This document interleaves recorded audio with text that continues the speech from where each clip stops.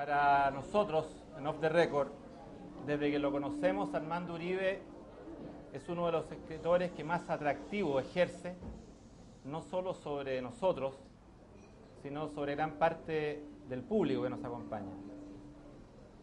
Hemos conversado antes con él y él ha sido protagonista de muchas de las tertulias semanales que realizamos aquí en Off the Record.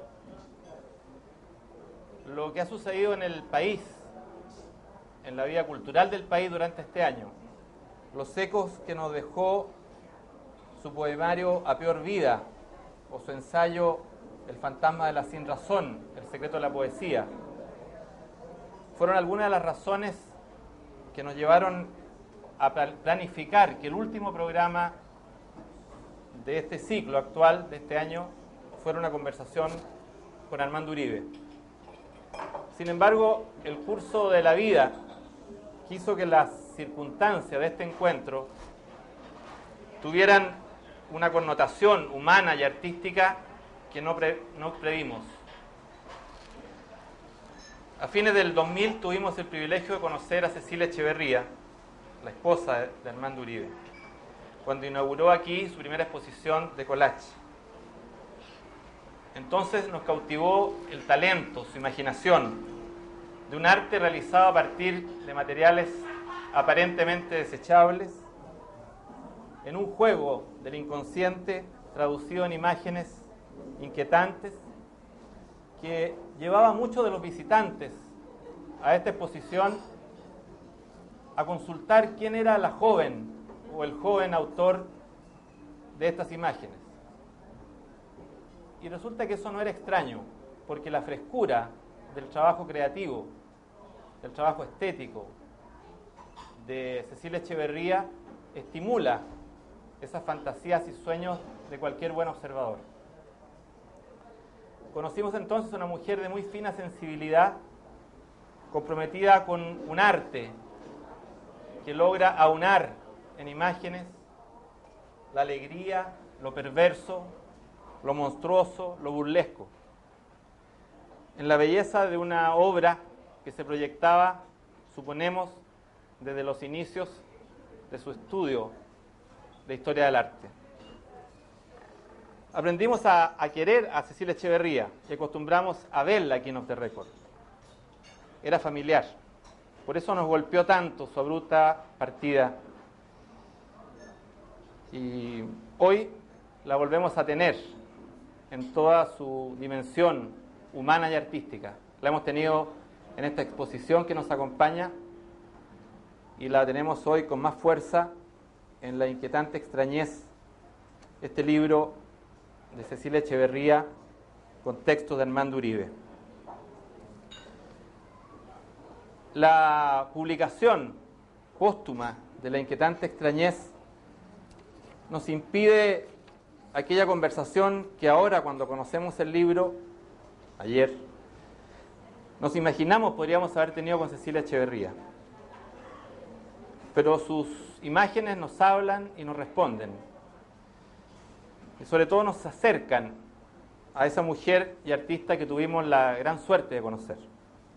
Entonces, todo este prólogo largo es para explicar que esta realización de lo que teníamos programado en nuestro último programa del ciclo con Armando Uribe, lo hacemos partiendo de esa circunstancia, de un libro que trabajaron juntos y que nos deja un legado de un notable arte, el arte de Cecilia Echeverría.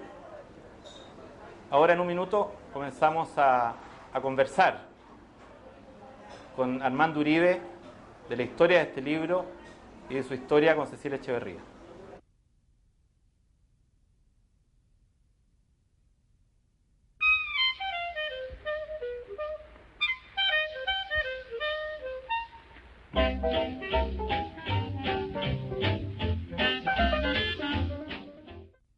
Don Armando, bienvenido y gracias por presentar La inquietante extrañeza aquí en Off the Record. Muchas gracias. Don Armando, soy este y eres esa, dice una de las líneas finales de este libro, en una página final que está con un manuscrito suyo. Entiendo que es la única página escrita posteriormente a la partida de Cecilia Echeverría. Y yo, para empezar a conversar, quisiera que usted tuviera la amabilidad de leerme esta página.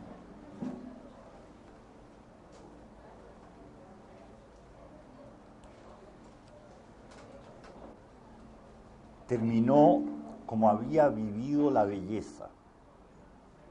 La envidié antes de conocerla y después de casados, y ahora se le envidia su muerte.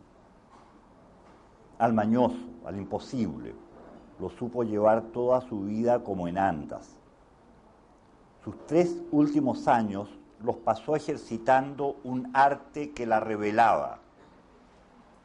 Los collages sirvieron de vehículo dificultoso para recorrer su vida interior en espíritu y formas y recortes.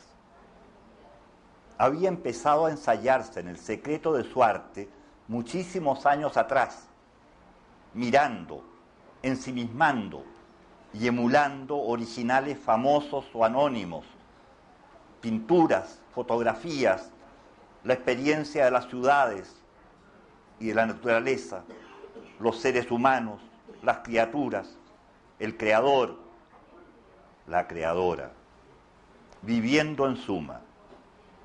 A los pocos años de habitar París, comenzó directamente a crear pequeños collages en la portada de librillos que ella misma armaba, manuscritos, con poemas. Los regalaba anualmente en los cumpleaños al autor de esos textos. Estos se han marchitado, los collages no, se comprueba en el libro. Y las dotes de su arte echaron chispas desde hace 3 años de vida en nuestro país. Sus obras constituyen una preparación espiritual a la muerte que a todos nos llega a su hora. El autor de los textos cree ser un collage que ella dejó inconcluso. Don Armando, este texto yo se lo pedí porque sintetiza de alguna manera esa vida que compartieron el arte, la poesía y la vida por más de 40 años.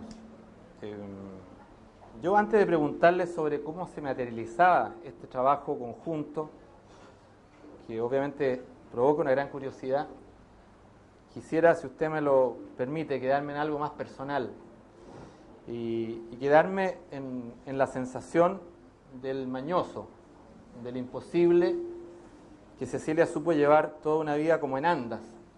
Esa sensación suya al momento de ver cristalizado este libro que por las circunstancias cobra una insospechada proyección. Yo me he sentido siempre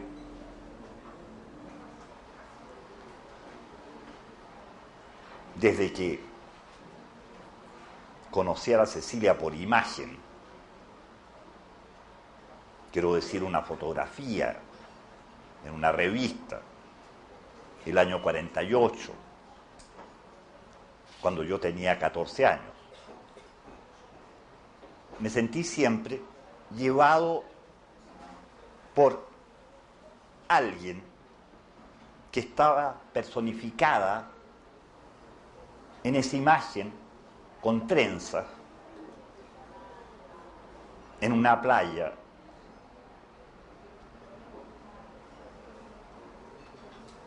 de Viña del Mar. Ahora, naturalmente eso ocurrió más todavía, en forma más concreta y menos imaginada, cuando la conocí y me di cuenta que era la única persona que podía entenderme, así como yo procuraba entenderla, de imagen en imagen. En esa época, de los 14, los 17, hasta los 20 y 21, un tío segundo mío llamaba a las niñas muy bellas, las llamaba imágenes. Bueno, y cuando la imagen se transformó en persona, con las 3 dimensiones, me sentí llevado por una fuerza amable, como no la había conocido nunca y no la he conocido nunca. Eso puede llamarse amor. Puede llamarse tal vez con otras palabras, menos trillada. Pero es un sentimiento que en mi vida ha sido el más profundo, absoluto. Cuando Montaigne, en un ensayo sobre su amigo muerto, termina, después de hablar del afecto profundo que le tenía, que se tenían entre ambos, dio la única descripción del amor y la amistad, ambos juntos, que creo valedera. ¿Por qué? Se pregunta y dice, porque él era él, porque yo era yo, porque ella era ella, porque yo era yo. Me permitió ser yo. Bueno, y lo fui en cuanto ella lo quería. Eso no me quitó autonomía de ninguna manera, ni independencia. Eso no alteró el carácter firme y fuerte que ella tenía y también el que yo tenía y sigo teniendo con lo horadado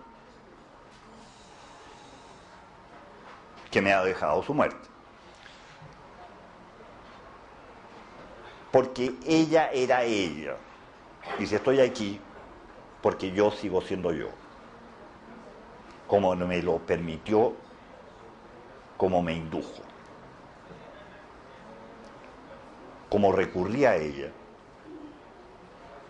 para poder ser. Bueno, estas son cosas que pueden resultar escandalosas, dichas cara a cara, en voz alta. Y efectivamente me escandalizan. Jamás habría podido decirle a ella lo que estoy diciendo aquí ahora. Y de hecho nunca hablábamos de estas cosas. Hablábamos de manera cotidiana sobre lo que ocurría en este mundo y lo que podía ocurrir en el otro. Porque en conversaciones irrepetibles también hablábamos, sobre todo yo, que soy gárrulo, hablábamos de lo de más allá. Hablábamos, por ejemplo, de la resurrección de la carne. Y discutíamos riéndonos por lo demás, porque todo esto no era cosa de altavoces elocuentes, sino cosa natural. Nos reíamos cuando yo le insistía en que la resurrección de la carne significa que el cuerpo y la psique, en la promesa dada gratis a los católicos cristianos, significaba que podíamos encontrarnos tal cual, pero mejorado. En el caso mío, porque en realidad yo creo que Cecilia, en cuanto a la belleza del cuerpo y del ánimo, no tiene necesidad mayor de hacerse distinta para ser gloriosa. Esto no crean que lo pienso ahora como viudo sin consuelo, porque con un amigo, el año 59, nos habíamos casado hacía menos de 2 años,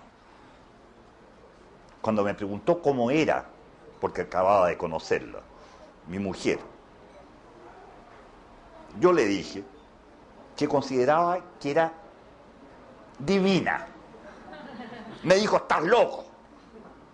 No, le dije yo, que tú no has tenido la experiencia de encontrarte con una diosa. Bueno. Ahora, Armando, dice ahí al final de ese texto que leyó, el autor de los textos cree ser un collage que ella dejó inconcluso.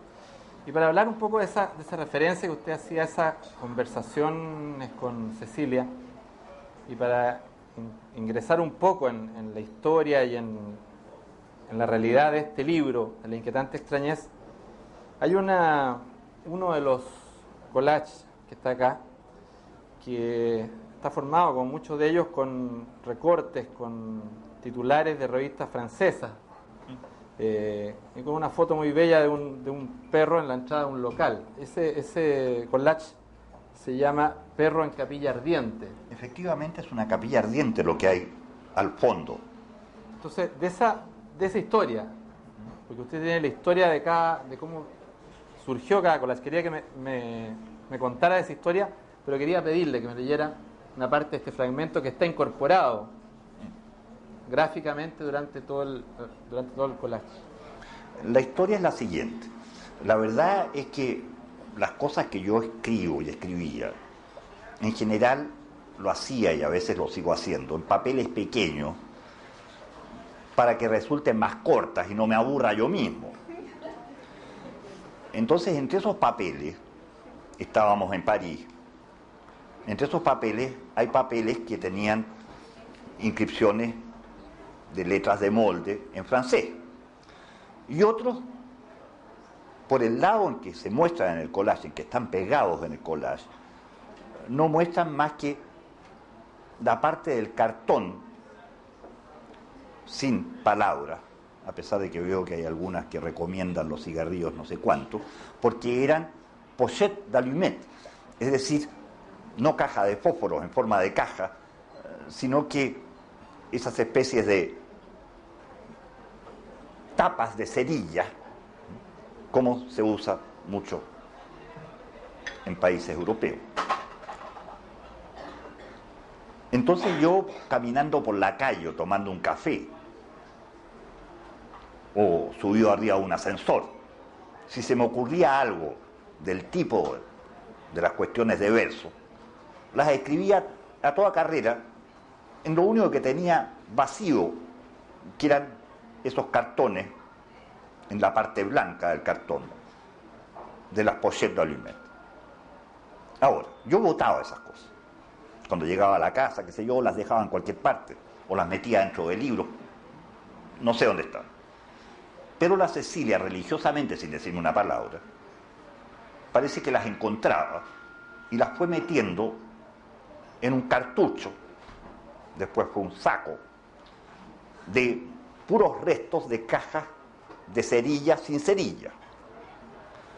Y se le ocurrió enseguida, en uno de los collages que hizo en esta última etapa de 3 años, uno de los primeros que hizo, se le ocurrió meter una cantidad de esas tapas de cerilla escritas, manuscritas, que en el libro, como leyendas de los collages, porque el libro verdaderamente es de collage, y yo estoy ahí de sobra, en el mejor caso de yapa, pues bien, salen reproducidos al frente. No todos por lo demás, sino que algunos. No sé cuál es, porque la letra es muy pequeña aquí, en la reproducción, donde está este texto, pero sí que está.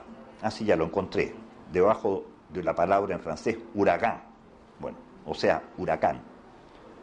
los zorros y los lobos tienen sus madrigueras, pero el Hijo del Hombre, los hijos de los hombres, ¿dónde reposan? ¿Dónde descabezan sus sueños? Pesadillas, y que troten las caballerías de los degüellos, que se abra el lacre de los sellos. El faraón es el pecado, dice otro de las tapas de fósforo. El faraón es el pecado, arráncate del faraón. Rojo el mar, los pescados negros son. No eres Moisés, soy la hez de la hez, me hace falta. Leo e intento esto porque la última línea sigue siendo válida, aunque todo lo demás no valga nada como literatura. Ahora, Armando, este trabajo de Cecilia con los collages, que usted de alguna manera describía recién, comienza durante el exilio en París. Así es, pero había ya ensayado, desde que al mismo tiempo hacer clases de historia del arte en la Escuela de Arte de la Universidad Católica a principios de los años 60, siguió unos cursos de colores y de figuras con grabadores y pintores de la Escuela de Arte, como el grabador notable Eduardo Vilch. Y hacía ensayos de algo que no tenía el nombre de collage, pero se asemejaba a esto. Y tal cual yo botaba las tapas de la cerilla inutilizadas, ella esos papeles, que yo sepa, también los hizo desaparecer. Y yo no tuve la generosidad que ella tuvo de guardarlos yo mismo. De modo que de esto había empezado ya a la vuelta de Roma, donde fue muy motivada, donde estudió con grandes profesores de historia del arte, como Leonello Venturi, Mario Salmi, etc.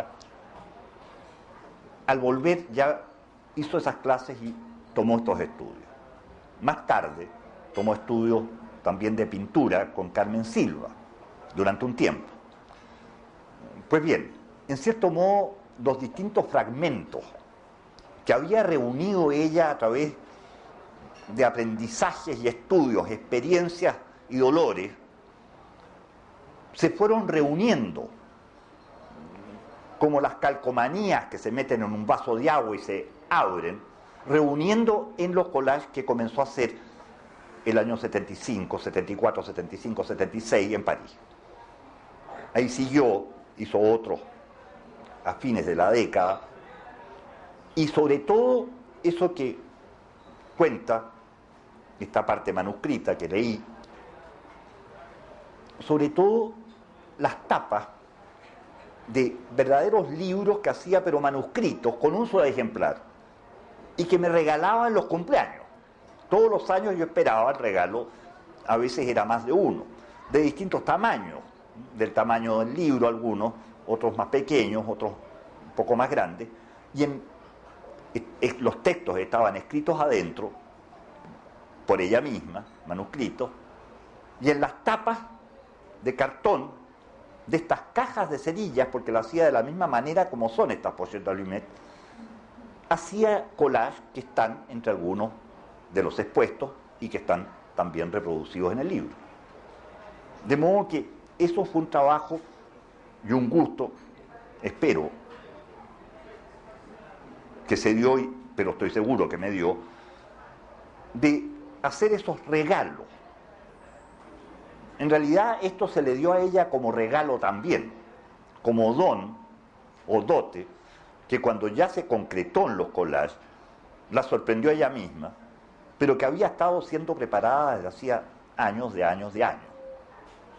Diría desde la década de los 50, fines, hacia adelante. Diría desde antes, de la década de los 50 al comienzo, porque es la época en que, como bien recordó Juan de Dios Vial al presentar este libro, ella empezó a conocer por reproducciones, por conversaciones, una cantidad de obras de arte tanto contemporáneas del siglo XX como obras de arte en libros de arte,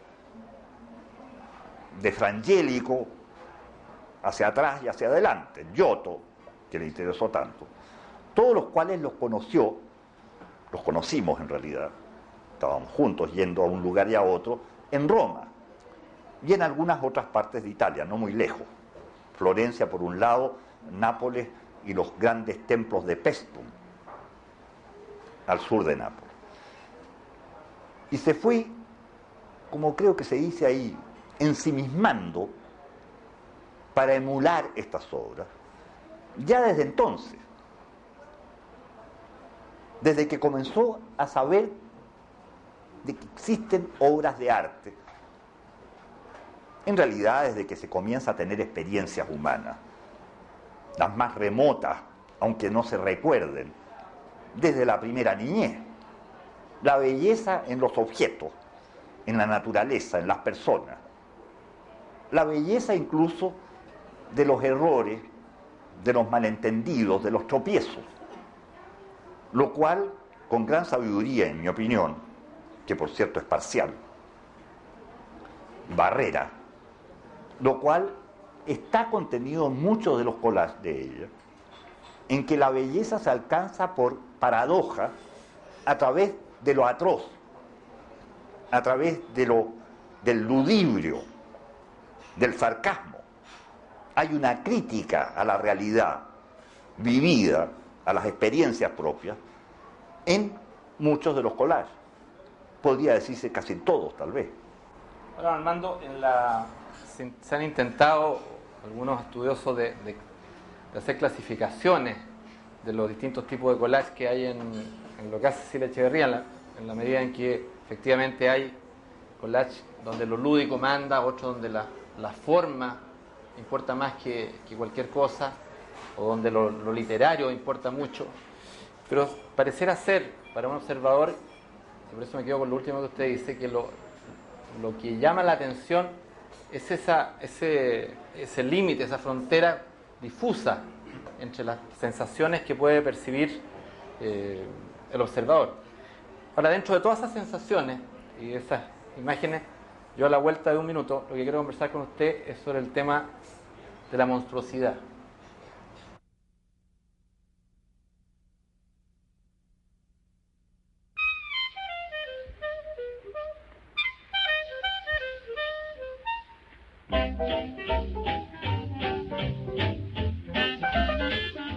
Seguimos conversando con Armando Uribe sobre este libro de Cecilia Echeverría, La inquietante extrañez. Habíamos quedado en el tema de la monstruosidad, donde don Armando decía que él se declaraba experto.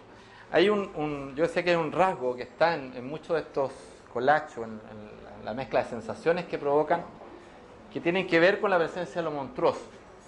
Ahora yo quiero preguntarle cuál es el momento en la historia en que esto se hace más presente, más fuerte, porque por ahí yo leí una cita de Cecilia Echeverría que dice: lo monstruoso tiene que ver con la brutalidad, con lo tortuoso vivido durante años.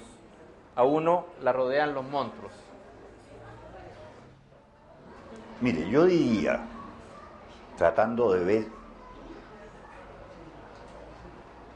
en lo oscuro, a tientas, yo diría que como otros seres humanos, Cecilia Echeverría, desde su niñez, tuvo antenas para percibir lo monstruoso y para reaccionar frente a ello. Reaccionar haciéndose presente como distinta de lo monstruoso. Hay una historia familiar que me contó ella, de cuando a su hermano menor le hicieron el regalo de un bellísimo muñeco, y a ella de una muñeca de porcelana, pero consideró que era injusto porque ella tenía derecho a un muñeco y no a una muñeca, y entonces tomó la de porcelana, muy elegante, con vestido, la habían traído de Europa, y en la cuna, porque estaba en cuna todavía ella, es el recuerdo más antiguo que tiene, golpeó tomando de las piernas, también de porcelana, la muñeca, la golpeó contra los bordes de la cuna, de la cama del niño de 2 años, 3 años. La golpeó hasta romperla, porque me dijo, tenía tal belleza esta muñeca, era tan del otro mundo, pero no era un muñeco, que yo consideré que tenía que vengarme del choque de esa belleza de la muñeca por la desilusión que sentí. Bueno, esto es una cosa vivida, recordada por ella, el recuerdo, repito, más antiguo que tenía. Y se pueden tener recuerdos y conservarlos ya desde los 2 años y medio, 3 años. Lo digo por experiencia propia, pero no quiero hablar de mí. Del desajuste que existe entre la aspiración, el anhelo, el deseo, y el mundo tal cual es, en dimensiones concretas, y la necesidad de imponer el carácter, o sea, la idea de belleza que se tiene, por sobre esto otro encarnado en objeto. Naturalmente eso se multiplica en el curso de la vida. Y como todos, tuvimos experiencias negras. Y yo creo que en parte yo he sido una experiencia negra para ella también. El hecho es que es cierto que al gusto que tengo yo por lo monstruoso, se añadió por parte de ella este interés por expresar, manifestar lo monstruoso a través de belleza, como es, yo creo, lo que ocurre con sus propios collages. Y por cierto, ocurría con las experiencias de belleza de obras de otros, antiguas o no, que ella tenía constantemente, y eso en imágenes plásticas, como en música, o como en otras artes. Ahora, eso de su experiencia con lo tortuoso, yo creo que a los que lo conocen, lo monstruoso, encontrarán siempre razón. Por ahí leí un texto muy breve suyo que dice: el régimen político chileno es la teratocracia. Y la Constitución o Carta Magna de ese Estado teratocrático tiene un artículo único: el que no es monstruo no existe. Ahora, Armando, ¿cuáles son, saliendo un poco en la proyección de este concepto de lo monstruoso, cuáles son esos monstruos colectivos? Porque en lo personal yo creo que cada uno tiene algo de monstruo en alguna parte, pero en lo colectivo, ¿cuáles son los grandes monstruos que usted hoy día aprecia? Lo que no se ajusta con la idea, imagen o espíritu que se tiene de lo justo, de lo bello también, de lo bueno. Y en las experiencias que yo he tenido en el curso de mi vida, en las cuales me acompañó la Cecilia con una lealtad inimaginable. Mira, en esas cosas más bien yo el que tomaba decisiones por mí, pero ella estaba de acuerdo, adhería, tácitamente o expresamente.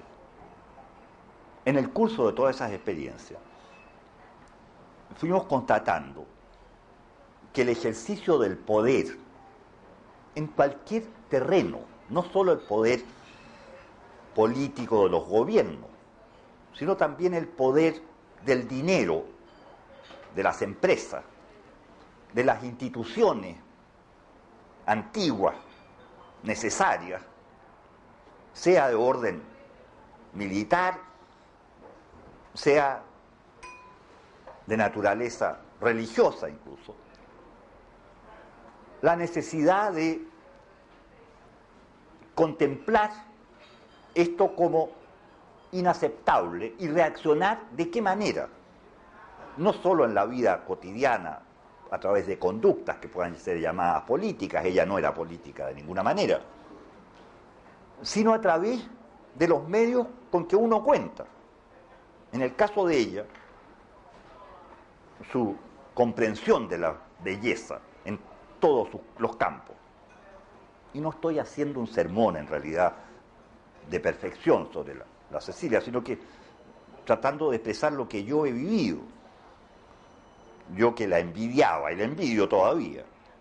Envidio justamente lo que yo no tengo en ella. Bueno, reaccionar frente a ello con los medios con que uno se queda.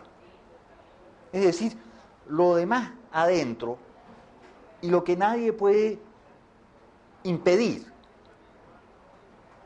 Por ejemplo, el hacer obras de arte y el dejarlas. O en el caso mío, de escribir las cosas que escribo, por leceras que sean. Pero con sinceridad. De ser a sincera sería el nombre. Pero no en el caso de ella. Ella era mucho más seria que yo. Lo que no le impedía reírse muy a menudo. Y tener ese don que tienen algunas personas, no son muchas, de tener una especie de cara, rostro, amable. Esa capacidad de sonreír y la modulación de la voz misma acompaña esto, cosa que otros, como en mi caso, no tenemos. Yo soy seco y árido, pero no quiero seguirme definiendo. Bueno, ahora, la verdad es que llegamos de tal manera a estar de consuno, lo cual no evita de ninguna manera las discusiones y divergencias de palabras o lo que sea, pero de consuno, que, ¿cómo decirlo de la manera más vulgar posible? Nos aguachamos uno y otro. Ahora, Armando, a propósito de ese aguachamiento, ese acoplamiento que se percibe si uno ve los collages y los textos. Obviamente en la obra de Cecilia está la expresión de su inconsciente. Y seguramente usted, que conoce toda esa historia tan larga, podrá ir viendo parte de su biografía personal a través de esa expresión de su arte. Ahora, la posibilidad de este acoplamiento, que usted lo cuenta como que pasaba tan casualmente, también tiene que ver con la posibilidad de encontrar esos dos inconscientes que están en el collage y que están en la poesía. Hay un parentesco ahí entre la poesía y el collage. Ella misma lo reconoció en una entrevista que le hizo cuando la primera exposición, en noviembre del año pasado, la periodista Pamela Giles. Y reconoció que en realidad, partió de ella el decirlo, encontraba que había semejanza entre lo que expresan estos collages y cosas que yo había escrito e incluso publicado. Es decir, una manera de ver, con dos experiencias de personas distintas, que tenían autonomía una respecto de la otra, de ver en un ángulo como de perfil, un ángulo como oblicuo, de ver las mismas realidades y expresarlas por distintos medios, por el medio de la tinta y por el medio de los papeles o cartones o lo que sea de los collages. La verdad es que los textos que yo introduje ahí fueron por petición de ella, porque ya se había hecho en esos mismos tiempos, hablo de hace 3 años, medio tal vez, ya se había hecho esto de escribir textos más o menos en verso, dentro de unos collages del pintor y autor de collage Manuel Torres. Y entonces lo mismo hizo la Cecilia, de pedirme que metiera a mano, que intrusiara. Eso lo hacía cuando el collage ya estaba terminado. Yo en general le decía no me lo muestres antes de terminarlo, porque yo no entiendo bien, quiero verlo cuando tú lo consideres concluso. Y entonces me decía, en este pon algo, no me decía qué, ni yo sabía en ese momento qué. Y busca el lugar donde lo sitúas esto dentro del collage. A veces están de la manera más pedestre puestos abajo o en forma vertical a un costado, pero otras veces están acomodados a figuras que aparecen en los collages. Bueno, en muchos casos de esos collages en que yo metí manos dentro, hay textos que son originales, quiero decir que se me ocurrieron de esa manera, teniendo el collage al frente, y fueron hechos ahí y son originales. Es decir, no los copiaba de otras partes, de escritos míos. En otros casos, cuando no estaba adentro, bueno, eran hechos simultáneamente, apenas estaba terminado el collage. Y escritos en papeles separados, y ahora eso aparece en las páginas del frente. Pero lo mío a lo más son leyendas, porque lo que importa en el libro son los collages. Es un libro de arte, de collage, con textos de casi todo, que por petición de la autora de los collages introduje. Y lo introduje en su momento, no después, no pensado. Esto además no fue un plan, no se hizo el programa de que ella iba a hacer collage y yo iba a meter palabras, sino que fue resultando de manera natural, como todo lo demás en nuestra vida. Así transcurrió, en forma natural. No quiero agregar sobrenatural porque no quiero transformar esto en milagro. Ahora, don Armando, sin mencionar la palabra muerte, la hemos bordeado. Y yo recuerdo una conversación aquí cuando usted presentó este poemario A Peor Vida, lo que nos detuvimos hasta conversar sobre ese aspecto. Y hay un texto que voy a tener la osadía de leerlo yo para después pedirle a usted otra cosa, que dice: me iba haciendo a la idea de la muerte, iba naciendo como quien se muere, iba muriendo como quien renace, hasta que con la muerte hice las paces. ¿Cómo se hacen las paces con la muerte? Viviendo, o bien estando muerto. Viviendo y aceptando que existe la muerte. Cosa que parece trivial, pero la verdad es que en general uno tiende lógicamente, conscientemente a no admitirlo.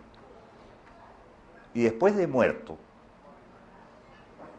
habiendo previsto la propia muerte, habiéndola preparado. En ese sentido es que yo digo en ese texto manuscrito al final del libro de los collages, que yo digo que la colección de todos los collages que está en el libro es una preparación para bien morir de ella. Así como cuando toco el punto, yo digo más bien, a propósito justamente de ese libro de La Peor Vida, yo digo que me he estado preparando a través de estos libros o de otras maneras para mal morir. Pero en fin, esos son matices y no solo juego de palabras, pero también hay algo de sonrisa, no tan amable como la que hablaba antes, sonrisa medio mordaz. Usted habló de lo inconsciente antes y yo no lo esquivé para hablar de cosas previas a lo inconsciente. Yo creo que efectivamente, creo teorizando que en todas las artes, la carga de lo inconsciente es fundamental e inevitable cuando se trata de obras que tienen algún valor. El valor depende de los gustos, pero cada cual con los propios. más o menos supone aquello que tiene valor y se encuentra con que muchísimas veces, casi siempre, aquello que el propio autor considera que tiene valor proviene de lo que no se esperaba cuando realiza la obra. Es decir, de aquello que lo atrapa dentro de la realización de la obra. Cosa que, en el caso de los collages, me decía constantemente que se le había aparecido algo que no tenía ninguna intención de, ni la previsión, ni la idea de que iba a estar. Ahora, eso justamente constituye, creo yo, lo inconsciente. Voy a dar un ejemplo para no estar teorizando demasiado. En el collage, que se llama Los Chivos, y que efectivamente contiene la imagen de una mujer de aspecto casquivano, con los labios muy pintados de rojo, y un chivo al frente. Esto está repetido 2 veces por lo demás. Hay 2 chivos y 2 mujeres, pero es la misma en cada caso. En el caso del chivo que está frente a frente al rostro de la mujer, boca a poca distancia de la boca de la mujer, el hocico del chivo, resulta que el chivo tiene la boca que son los labios y los dientes de la mujer, pero puestos al revés. Con lo cual introdujo ahí, y lo conversamos, introdujo un elemento que no se le había pasado por la mente en forma racional. Yo creo que hay esas presencias de lo inconsciente en las obras de arte en general, cuando son valiosas, y que incluso la mayor carga de inconsciente que tienen las obras, y estoy pensando tanto en literatura como en otras artes, por cierto, en la pintura, las artes plásticas y los collages, por cierto, en la música, etc. Cuando aparece el duende de que hablaba García Lorca, que no es, dice García Lorca en ese texto notable de unas conferencias, que se llama Teoría y Juego del Duende, no es ni la musa que viene y va, que de repente se aparece y de repente se esconde detrás de la cortina y no se le ven ni los pies, iba a decir ni los zapatos, pero en fin, musa con zapatos, bueno. Ni tampoco el ángel de que habla. Y dice García Lorca que la musa y el ángel tienen la mitad de cara de mármol. Es decir, hay una parte que es sólida pero impuesta, compuesta, hechiza se podría decir, aquí. Mientras el duende nace, dice, de la planta de los pies y coge a la persona entera, lo describe a propósito de unas bailadoras de flamenco españolas, en un concurso de bailadoras o bailarinas, porque eran muchas jóvenes, casi todas jóvenes, cuando, terminado lo de las muchachas, se para una vieja, gitana o no gitana, da unos zapateos en el tablado y el duende la posee y ahí sí que tiene fuerza. O agrega también García Lorca que en Bach, en el gran músico Juan Sebastián Bach, hay sonidos negros que se los puso el duende. Y así sigue. Bueno, yo creo que efectivamente el momento del duende, en los collages como en otras obras válidas de quien quiera que sea, es la aparición del duende lo que da la medida del valor, del interés que produce, la curiosidad, el pasmo, el desagrado, el horror. Porque el duende se manifiesta en cualquier tecla de un piano que no se reduce a una máquina, a una caja, sino que un piano que da la vuelta al mundo, con teclas negras y blancas, y quizás que otros colores. Bueno, ese duende es lo inconsciente.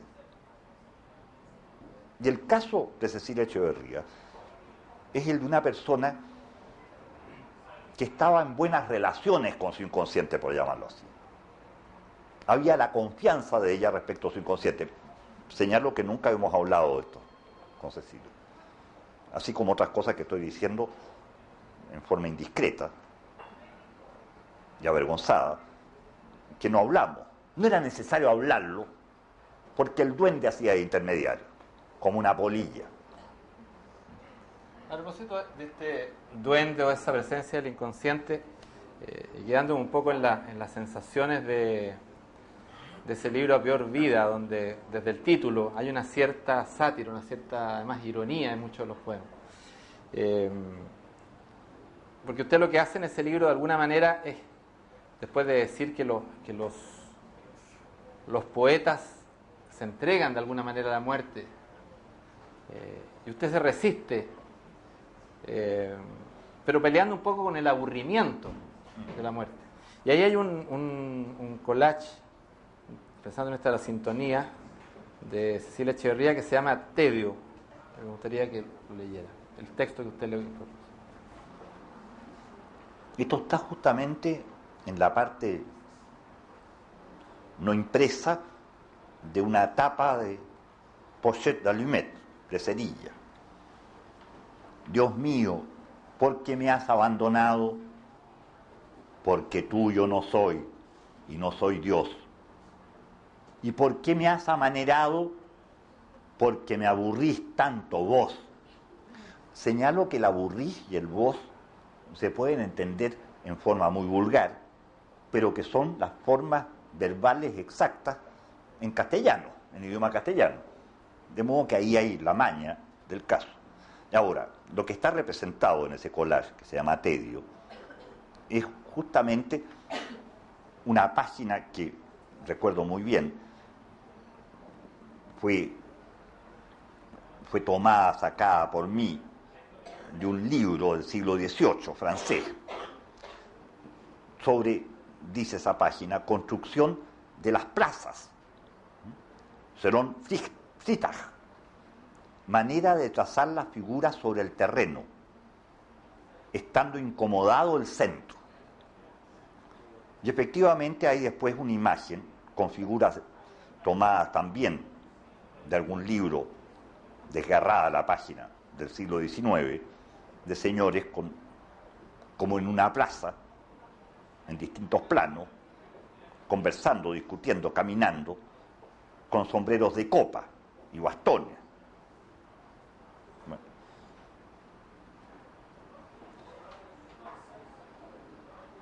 Dice esa página del siglo XVIII, genuinamente de entonces, de un libro impreso en esa fecha. Este autor, en el capítulo antes citado, hablando de la manera en que hay que hacer para fortificar las plazas de armas, para evitar los sitios, que en ellas no puede haber ningún centro. Ahora, eso lleva a la disputa de esa idea de lo infinito, que si recuerdo bien la frase, que es muy antigua y la repitió Borges después, en que la periferia del círculo no está en ninguna parte y el centro está en todas, o algo semejante. Ese tipo de cosas, eso sí que lo conversamos, claro, a propósito de Borges, no a propósito de eso, pero aparece eso y se me ocurre que lo que yo estoy interpretando ahora, estoy tratando de interpretar, tampoco lo conversamos, es lo de inconsciente que tiene ese collage. Pero la imagen que da la palabra, que le da título, tedio, corresponde muy bien a esto, porque frente a ese misterio laico, en realidad, antiguo, recogido por Borges, no hay más reacción posible que el aburrimiento, que es por lo demás motor.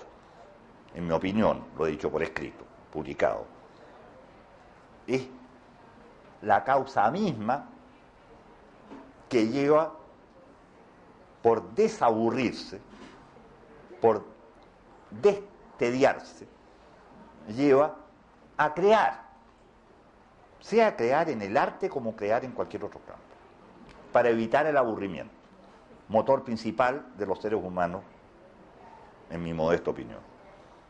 Armando, antes de terminar esta conversación, para quedarnos con alguna imagen, yo tengo ahí al frente la imagen que es la de un collage que se llama Barata, y creo que es un buen ejemplo de aquellos collages que crean sensaciones encontradas y donde quizás lo que aporta el texto, en este caso Armando Uribe, amplifica la posibilidad de interpretar.